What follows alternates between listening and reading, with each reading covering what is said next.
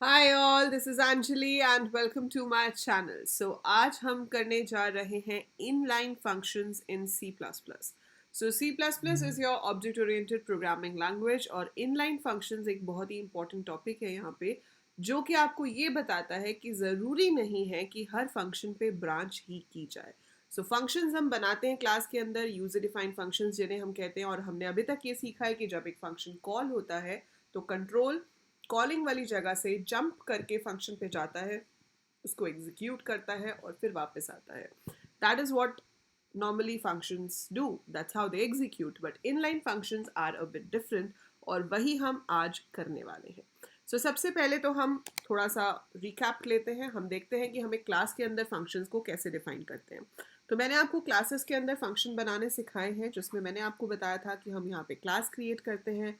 Class का कुछ भी नाम हो सकता है, it can be anything. Right, मैंने आपको बोला था कि एक टाइम नाम की क्लास बनानी है जिसके अंदर आपके पास डेटा मेंबर्स होंगे। So I have in private hours, minutes and seconds. So I have taken this, और इसके बाद हमने यहाँ पर फंक्शंस क्या किए थे, डिफाइन किए थे। मैंने यहाँ पे बनाया था void input, void show, void increase, all that kind of functions, right? अब आप चाहो तो आप फंक्शन को सिर्फ यहाँ डिक्लेयर भी करके छोड़ सकते हो। मैं चाहूँ तो मैं यहाँ पर सिर्फ लिख सकती हूँ void input semicolon, that's it, void show semicolon। I can do like this, और मैं ज़रूरी नहीं है कि सारे के सारे डिक्लेयर करके छोड़ दूँ।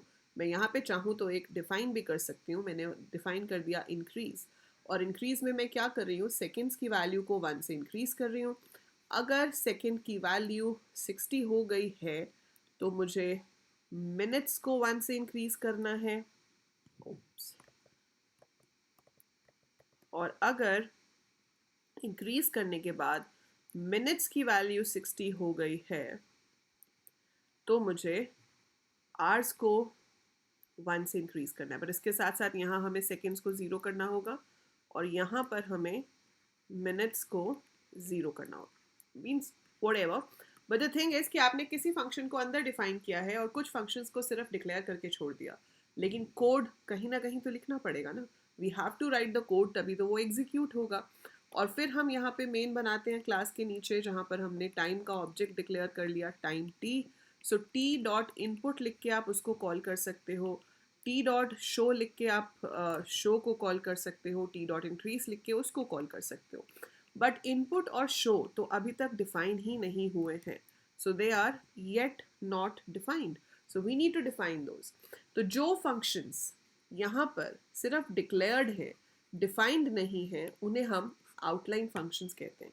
और जो फंक्शंस क्लास के अंदर डिफाइंड है, they can be inline. Compulsion नहीं है कि अंदर डिफाइन है तो भाई इनलाइन ही होंगे, वो हम इनलाइन ले भी सकते हैं। मतलब कंपाइलर डिपेंड्स, उनको इनलाइन ले भी सकता है, नहीं भी ले सकता। ठीक है, अब ये फंक्शंस आपने डिक्लेयर किए हैं यहाँ पे, तो आप इन्हें डिफाइन बाद में करोगे। आप इसको मेन के बाद भी डिफाइन कर सकते हो, पर जहाँ पे भी डिफाइन करोगे आपको बताना पड़ेगा कि ये फंक्शन इस क्लास को बिलोंग करता है। तो हम वहाँ पे कैसे लिखेंगे, void टाइम 2 कोलन्स। इस 2 कोलन साइन को स्कोप रेजोल्यूशन ऑपरेटर कहते हैं। So void time input and then we'll write the normal code जैसे हम पहले लिखते थे। ठीक है, लेकिन जो हमने यहाँ लिखा है void time scope resolution, scope resolution बताता है कि ये जो इनपुट फंक्शन है ये टाइम क्लास को बिलोंग करता है। ठीक है, अब डिफाइन हो जाएगा, ये मैं आपको भी रन करके दिखाऊंगी तो you will get to know. पर इस सारी चीज़ में इस इनलाइन का मतलब क्या है, ये तो चलो हो गया कि हम फंक्शन बाहर बनाए अंदर बनाए। ठीक है, अब बाहर बनाने वाले फंक्शन को भी इनलाइन बना सकते हो, उसके आगे इनलाइन कीवर्ड लिख के। I can write the inline keyword over here to tell कि ये फंक्शन इनलाइन फंक्शन होना चाहिए, पर उससे आपके आउटपुट पे कोई फर्क नहीं पड़ेगा। आप फंक्शन को अंदर डिफाइन करो, बाहर डिफाइन करो, आप उसके आगे इनलाइन लिखो ना लिखो, उससे आपके रिजल्ट पे कोई फर्क नहीं पड़ता। But as a programmer you must know कि इनलाइन फंक्शंस होते क्या हैं। आपको पता होना चाहिए कि इनलाइन फंक्शंस क्या होते हैं।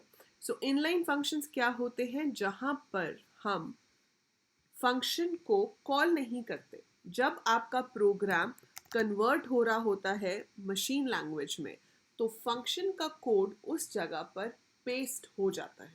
समझ रहे हो? इट्स लाइक कि मैं आपको बोलूं कि ये बुक पढ़नी है और वो बुक पढ़ते पढ़ते बीच में आ जाए refer to para number 3 on page 25, तो वो पढ़ते पढ़ते आपको पहले जाना पड़ेगा इस पेज पे वो पैराग्राफ पढ़ने के लिए, फिर वापस आओगे, फिर थोड़ा सा कुछ पढ़ा, फिर आ गया उसी पैराग्राफ को रेफर करने के लिए, फिर वहां जाओगे, फिर वापस आओगे। अब वो इतना बड़ा तो वो पैराग्राफ नहीं है जितनी बार मुझे पेज पलटना पड़ता है।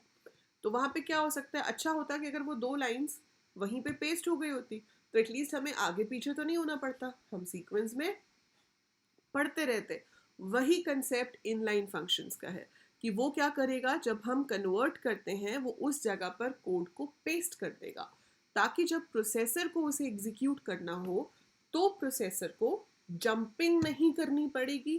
फंक्शन का कोड कॉल वाली जगह पर पेस्ट हुआ है, सिंस वो कॉल वाली जगह पे पेस्ट हुआ है वहीं से वो उसको डायरेक्टली यूज कर लेगा। आपका एग्जीक्यूशन टाइम जो है वो सेव हो जाता है, तो कम टाइम लगेगा एग्जीक्यूट होने में। सो जो भी डिफरेंस है वो इसके इंटरनल वर्किंग में पड़ेगा, उससे आपके आउटपुट में आपको कोई फ़र्क नहीं दिखेगा। फ्यू मिली सेकेंड्स का फ़र्क पड़ेगा, दैट आप नॉर्मली छोटे प्रोग्राम्स में आप ऑब्जर्व भी नहीं कर पाओगे उस मिली सेकेंड्स के डिफरेंस को। बट थ्योरेटिकली आपको पता होना चाहिए कि इनलाइन फंक्शंस क्या होते हैं। बाय डिफ़ॉल्ट जो भी फंक्शन क्लास के अंदर डिफाइन होता है, whichever function we define inside the class, वो inline function treat किया जाता है। जैसे कि अगर आपने यहाँ पे input बनाया और यूज़र से पूछा कि enter time in hours, minutes and seconds, and then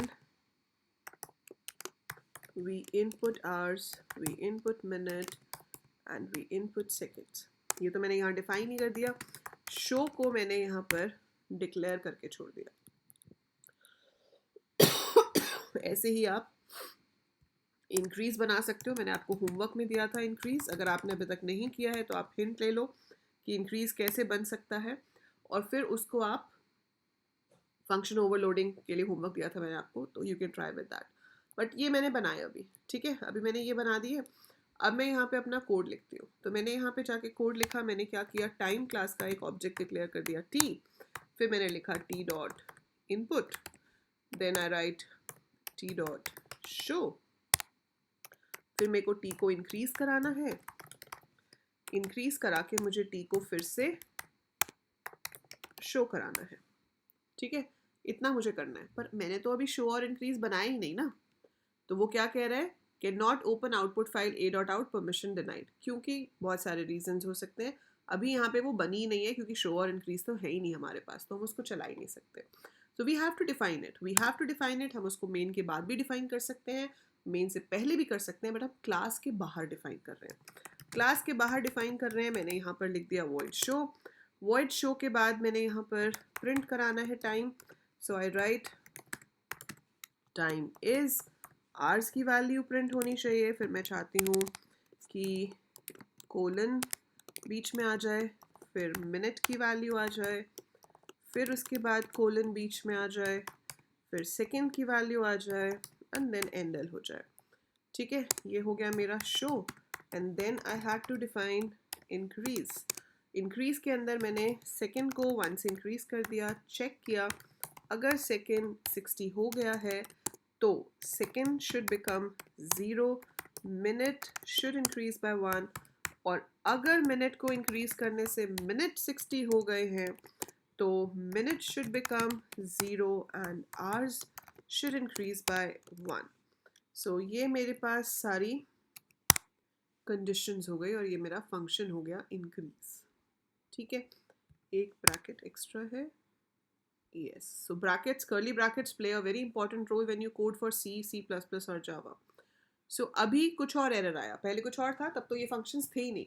अब वो क्या कह रहा है कि ours was not declared, कि ये जो फंक्शन हमने बनाया है इसके अंदर ours declared नहीं है। ठीक है, क्यों डिक्लेयर्ड नहीं है भाई, जो क्लास के मेंबर होते हैं वो तो क्लास के डेटा मेंबर्स को यूज कर सकते हैं, है ना, पर हमारे पास एरर आ रहा है। वो इसलिए आ रहा है क्योंकि वो इस शो को क्लास का मेंबर नहीं समझ रहा है, वो इस इंक्रीज को भी क्लास का मेंबर नहीं समझ रहा है तो हमने क्लास के बाहर बनाया है, उसको कैसे पता कि ये किस क्लास को बिलोंग करते हैं? हो सकता है आपके प्रोग्राम में 2-3 क्लासेस होती। मैं एक बड़ा सा प्रोजेक्ट बना रही हूँ, मेरे पास टाइम क्लास भी है, मेरे पास डेट क्लास भी है, मेरे पास बुक क्लास भी है, I am making it for library, सब सो मेनी क्लासेस। उसको कैसे पता शो फंक्शन किसी क्लास को बिलोंग करता भी है या नहीं, है ना? सो ऐसे केसेस में ये रूल है कि अगर फंक्शन क्लास के बाहर बनता है तो आपको उसके आगे क्लास का नाम लिखना पड़ता है with a special operator called scope resolution operator. So time फिर 2 colons शो लिखना पड़ेगा। सेम वे जहाँ पे आप इंक्रीज डिफाइन कर रहे हो वहाँ पर आपको टाइम 2 कोलन इंक्रीज लिखना पड़ेगा। It's perfectly fine now. अब वो हमसे टाइम पूछ रहा है, मैंने बोला 9 hours 45 minutes 40 seconds. So increase होने के बाद 9 hours 45 41 seconds हो गए। फिर मैंने फिर से रन किया, मैंने टाइम बोला 7 hours 43 minutes 59 seconds. So it's going to be 7440. So it's working perfectly fine. So ये तरीका होता है कि हम फंक्शन को क्लास के अंदर डिक्लेयर कर दें लेकिन बाहर डिफाइन कर सकें। जो भी फंक्शंस क्लास के अंदर डिफाइन होते हैं by default they are treated as inline functions. जो बाहर डिफाइन होते हैं, अगर आप चाहते हो कि वो इनलाइन ट्रीट हो तो आपको उसके आगे इनलाइन कीवर्ड लिखना पड़ता है। So if you want it to be taken as inline, आप इसके आगे इनलाइन लिखोगे एंड एग्जीक्यूशन पे लिटरली कोई फर्क नहीं पड़ेगा। So execution will be the same, there is no difference on the execution of the code. So सिर्फ इसमें क्या फ़र्क पड़ा, स्पीड इंक्रीज हो गई by a few nanoseconds, है ना, जो आपको यहाँ पता भी नहीं चलेगा। सो याद रखिए इनलाइन फंक्शन की डेफिनेशन क्या है। Inline functions are those for which the code is pasted at the place of function call during compilation of the program. तो जब मेरा प्रोग्राम कंपाइल हो रहा है तो जंपिंग नहीं होगी, रादर वो कोड ही उस जगह पर पेस्ट हो जाएगा। Since the code is pasted at that particular position, so जब एग्जीक्यूट होता है तो ब्रांचिंग की ज़रूरत नहीं होती, सीक्वेंस में एग्जीक्यूट होता चला जाता है और आपका एग्जीक्यूशन टाइम सेव होता है। ठीक है। और दूसरा important point, inline keyword is not a command, it's a request. अगर आपके फंक्शन में लूप्स हैं, ठीक है, if your function is having loops और कॉम्प्लेक्स स्टेटमेंट्स, तो कंपाइलर विल रिजेक्ट कि इसको मैं इनलाइन नहीं बना सकता। तो जब आप नॉर्मल रन करोगे तो एक वार्निंग आ जाएगी, एरर नहीं आता, वार्निंग आ जाएगी कि ये जो फंक्शन है इसको मैं इनलाइन नहीं बना रहा हूँ, compiler will inform you, that's it. So inline लिखना इज अ रिक्वेस्ट। जो सिंपल छोटे छोटे फंक्शंस होते हैं उन्हें ही हम इनलाइन बनाते हैं because that saves our time. जो बड़े कॉम्प्लेक्स फंक्शन है वहाँ पे बेटर ही होता है कि भाई जंप करके जाए, एग्जीक्यूट करे और वापस आ जाए। इतना बड़ा कोड जगह जगह पे पेस्ट करेंगे तो उसका बाइट जो बाइनरी कोड है वो बहुत बड़ा हो जाएगा। So it doesn't paste that. Only the simple small functions are usually considered as inline functions. So that's about inline functions and this is your code. So I'll just show you the code once again. मैं एक बार आपको पूरा code दिखा देती हूँ और इसको आप ट्राई कीजिए। और अगर आपने अभी तक इसको फंक्शन ओवरलोडिंग से नहीं किया है तो इसमें एक इंक्रीज और बनाओ जिसके अंदर एक पैरामीटर रिसीव करो। मैं टाइम को इंक्रीज कर रही हूँ 1 सेकेंड से। दूसरे वाले इंक्रीज के अंदर आप जितने सेकेंड्स रिसीव करोगे उतने सेकेंड से आपको टाइम इंक्रीज करना है एंड नॉर्मलाइज भी करना है। ठीक है, सो ये इंक्रीज का कोड हो गया और ये तो सिंपल है। So that's your code. So that is it for this video. I hope inline functions का कंसेप्ट समझ आया होगा आपको। इफ यस तो लाइक बटन पे क्लिक करना बिल्कुल ना भूलें। Do click the like button, do write a comment कि yes ma'am we understood. So leave any word in the comments, say a thank you, say yes we understood, or say ma'am please keep uploading the videos, kuch bhi likho lekin do leave a comment under the video. And that is it for this one. Subscribe the channel, share it with all your friends, all your classmates, all your juniors, whosoever is interested in coding. Bye for now, take care, I'll see you in the next video.